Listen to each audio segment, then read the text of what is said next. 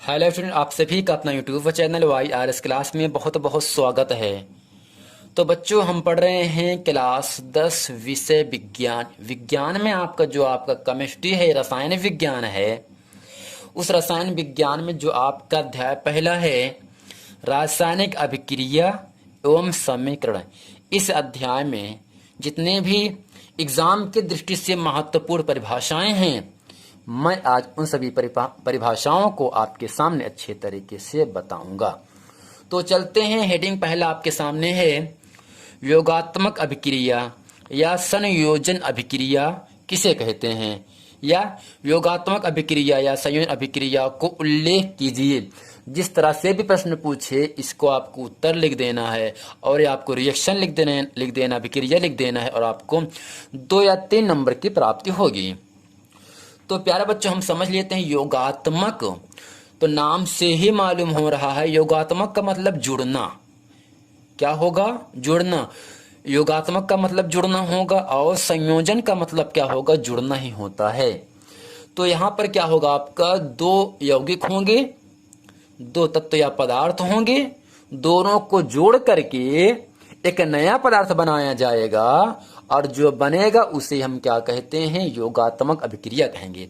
तो इसके उत्तर में लिखेंगे ऐसी अभिक्रिया जिसमें 2 या 2 से अधिक पदार्थ यानी तत्व या यौगिक परस्पर संयोग करके, तो संयोग करने का मतलब होता है मिलना, परस्पर मिल करके एक नया पदार्थ बनाते हैं जिसे योगात्मक अभिक्रिया कहते हैं। यानी प्यारे बच्चों, ऐसी अभिक्रियाएं जिसमें 2 या 2 से अधिक पदार्थ आपस में मिल करके एक नया पदार्थ बना ले, उस नए पदार्थ का जो बनता है उसे हम क्या कहते हैं? योगात्मक अभिक्रिया कहते हैं। जैसे आपके सामने हाइड्रोजन और ऑक्सीजन है ना, 2 है ना, चाहे 2 हो चाहे 2 से अधिक हो, चाहे इसमें 3 ऐसे एक यहाँ लिखा हो, यानी 2 या 2 से अधिक पदार्थ को हम जब मिला देते हैं तो वो एक बन जाता है, और जब एक नया पदार्थ बन जाता है तो उसे हम क्या कहते हैं?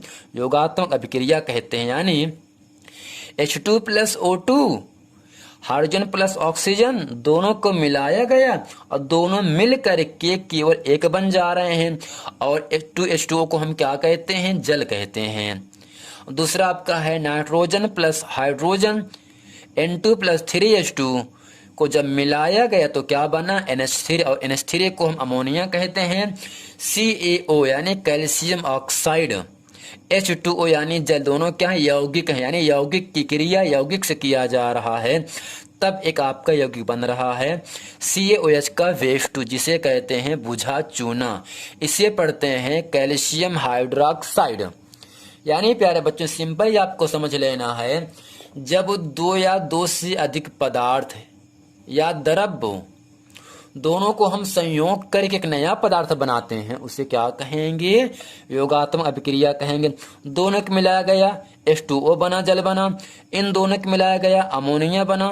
इन दोनों को मिलाया गया बुझा चूना बना।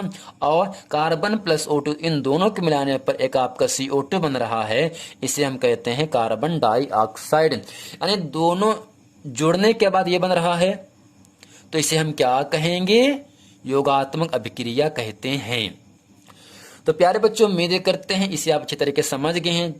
दूसरा हेडिंग आपके सामने कह रहा है वियोजन अभिक्रिया या अपघटन अभिक्रिया। तो प्यारे बच्चों, वियोजन और अपघटन का मतलब होता है टूटना। क्या होगा? टूटना होता है। वियोजित होना, वियोजन होना, अलग होना या टूटना, ठीक है ना। तो इसके उत्तर में लिखेंगे हम वह रासायनिक अभिक्रिया जिसमें किसी भी यौगिक को, किसको प्यारे बच्चों? यौगिक को उष्मा या ताप देने पर 2 या 2 से अधिक अणुओं या अभिकारकों में टूट जाता है और ठंडा करने पर वह अपने मूल अवस्था में आ जाता है, वियोजन अभिक्रिया कहलाता है। और यह उत्क्रमणीय अभिक्रिया होती है। तो हम समझेंगे उत्क्रमणीय अभिक्रिया किसे कहते हैं ना। तो जैसे में लिखा है NH4Cl, यानी प्यारे बच्चों NH4Cl को हम कहते हैं अमोनियम क्लोराइड। इसे हम नौसादर के नाम से भी जानते हैं। यानी जब NH4Cl को, अमोनियम क्लोराइड को, नौसादर को गर्म करेंगे तब प्यारे बच्चों ये टूट जाता है NH3+HCl। एक यौगिक आपका क्या है, NH4Cl है। इसे हम ताप दिए, इसे गर्म किए तो क्या बना, तो ये आपका टूट गया। तो अगर टूट जा रहा है अपने अवयवी घटकों में तो इस टूटने की क्रिया को हम क्या कहेंगे, वियोजन अभिक्रिया कहेंगे। NH4Cl गर्म किया गया, NH3+HCl बना। NH3 को अमोनिया, HCl को हाइड्रोक्लोरिक अम्ल कहते हैं। और इसी तरह से जब हम NH3 और HCl को हम ठंडा करेंगे प्यारे बच्चों तो फिर NH4Cl बन जाएगा। गर्म करने पर टूट जाता है, जब इसको हम टूटे हुए पदार्थ को हम ठंडा करेंगे तो फिर आपका एक पदार्थ वही NH4Cl बन जाएगा। तो ये क्या हो रहा है, गर्म करने पर टूट जा रहा है और ठंडा करने पर वही बन जा रहा है। तो ये क्या हो गया, आपका एक उत्क्रमणीय अभिक्रिया होगा। ऐसे आपका PCl5 है, इसे कहते हैं फास्फोरस पेंटाक्लोराइड। PCl5 को क्या कहेंगे प्यारे बच्चों, फास्फोरस पेंटाक्लोराइड कहते हैं। जब इसको गर्म करेंगे तो PCl3 और क्लोरीन में क्या होगा, टूट जाता है। तो प्यारे बच्चों PCl5 को गर्म करेंगे, PCl3 और Cl2 में टूट जाएगा। लेकिन जब इसे हम ठंडा करेंगे, PCl3 और Cl2 को हम ठंडा करेंगे तब PCl5 यानी फास्फोरस पेंटाक्लोराइड बन जाता है। ऐसे ही एक और एग्जाम्पल आपके सामने दिया जा रहा है, CaCO3 कैल्शियम कार्बोनेट। यह आपका एक ठोस पदार्थ होता है। जब इसे हम गर्म करेंगे प्यारे बच्चों तो कैल्शियम ऑक्साइड यानी CaO+CO2 में टूट जाएगा। यानी जब कैल्शियम कार्बोनेट को हम गर्म करेंगे, जो त्रिभुज के यानी जो डेल्टा का सिंबल बना है, जब इसे गर्म करेंगे तब ये कैल्शियम ऑक्साइड और कार्बन डाइऑक्साइड में टूट जाएगा। जब इसे हम फिर ठंडा करेंगे तो फिर यही बन जाएगा CaCO3। अगर ये बन जा रहा है तब ये जो अभिक्रियाएं होंगी एक उत्क्रमण अभिक्रिया कहलाएंगी। तो आपका अगला है ZnCO3 यानी जिंक कार्बोनेट। इसे गर्म करेंगे, टूटेगा दो फॉर्म में, ZnO+CO2। ZnO को हम जिंक ऑक्साइड कहते हैं, CO2 को कार्बन डाइऑक्साइड कहते हैं। जब इन दोनों को हम ठंडा करेंगे प्यारे बच्चों तब ZnCO3 बन जाएगा। तो जो अभिक्रियाएं होती हैं सभी अभिक्रियाएं क्या हो जाएंगी, एक उत्क्रमणीय अभिक्रियाएं हो जाएंगी। गर्म करने पर टूटना और ठंडा करने पर जुड़ जाना, तो क्या होगा, आपका एक उत्क्रमणीय अभिक्रिया कहलाएगा। तो प्यारे बच्चों उम्मीद करते हैं या आप हेडिंग इसे अच्छे तरीके से आप समझ गए हैं। चलते हैं आपको लेकर उदासीनी अभिक्रिया में। तो अगला हेडिंग है उदासीनी अभिक्रिया। तो इसमें लिखेंगे अम्लों की क्षार से अभिक्रिया कराने पर लवण एवं जल बनने की क्रिया उदासीनी अभिक्रिया कहलाती है। यानी प्यारे बच्चों अम्लों की क्रिया जब हम क्षार से कराते हैं तब लवण और जल बनता है। लवण का मतलब नमक हो जाएगा। यानी अम्लों की क्रिया क्षार से कराने पर लवण तथा जल का बनना एक उदासीनी अभिक्रिया कहलाती है। जैसे HCl, जो HCl है प्यारे बच्चों इसे हाइड्रोक्लोरिक अम्ल कहते हैं, इसे अम्ल कहेंगे। और NaOH को हम क्या कहते हैं, क्षार कहते हैं। क्या कहेंगे, क्षार। जो अम्ल होते हैं प्यारे बच्चों जब इस पर हम विद्युत धारा प्रवाहित करते हैं तो ये प्लस और माइनस में टूट जाते हैं, अलग हो जाते हैं। यानी अम्लों की क्रिया क्षार से कराया गया तो क्या बना, NaCl+H2O बन जाता है। यानी प्यारे बच्चों जब HCl को हम गर्म करेंगे तो H+ और Cl- और NaOH को हम जब अलग करेंगे तब Na+ और OH- में टूट जाएगा। पॉजिटिव यानी H+ और Na+ क्या होगा, दोनों अलग अलग हो जाते हैं।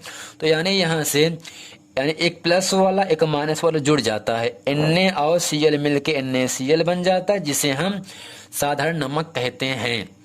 और H+OH मिलकर के H2O बन जाता है यानी जल बन जाता है। ऐसे ही H2SO4 एक आपका सांद्र अम्ल है। यानी इस अम्ल की क्रिया कराया गया कॉपर हाइड्रोक्साइड, इसमें OH लगा है तो यह आपका क्षार कहलाएगा। जब इसे हम अलग करेंगे तो H+ और नेगेटिव में क्या होगा आपका टूट जाता है, तो H++ SO4 माइनस माइनस में क्या होगा टूट जाएगा। अब यहाँ से कॉपर प्लस और हाइड्रोक्साइड माइनस में टूट जाएगा, तो ये कॉपर और SO4 दोनों जुड़कर CuSO4 बनाते हैं जिसे हम लवण कहते हैं, और CuSO4 को हम पढ़ते हैं कॉपर सल्फेट। जबकि OH और H2 मिलकर के आपका H2O बनाते हैं जिसे हम जल कहते हैं। सिंपल आपको इतना ही समझना है, अम्ल ये दोनों क्या है आपके अम्ल हैं, ये दोनों क्षार हैं। यानी अम्लों की क्रिया क्षार से कराने पर, अम्लों की क्रिया क्षार से कराने पर लवण तथा जल का बनना एक उदासीन अभिक्रिया कहलाती है। तो प्यारे बच्चों, उम्मीद करते हैं इसे आप अच्छे तरीके से समझ गए हैं। एक अंतिम हेडिंग आपके सामने है, जंग लगना। किसे जंग लगना कहेंगे?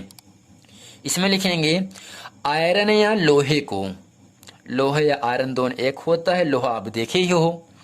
आयरन या लोहे को खुले स्थान या नम वायु में, तो नम वायु का मतलब होता है जहां पर कुछ न कुछ पानी हो, कुछ नमी हो, कुछ गीलापन हो। यानी आयरन या लोहे को खुले स्थान या नम वायु में रखने पर इसके ऊपर, किसके ऊपर? लोहे के ऊपर एक पीले रंग की पपड़ी जम जाती है जिसे जंग कहते हैं। यह एक रासायनिक परिवर्तन के कारण होती है। यानी प्यारे बच्चों, जैसे आपके पास कोई लोहा है, आपका घर बनता है तो आपके घर के पास या बाहर सरिया रखा होगा।